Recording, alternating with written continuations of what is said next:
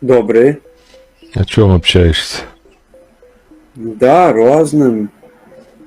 Ну, про що, наприклад? Я вас ведаю, ви блогер. Я блогер. Ви історії розмовляєте, я Так. вас ведаю.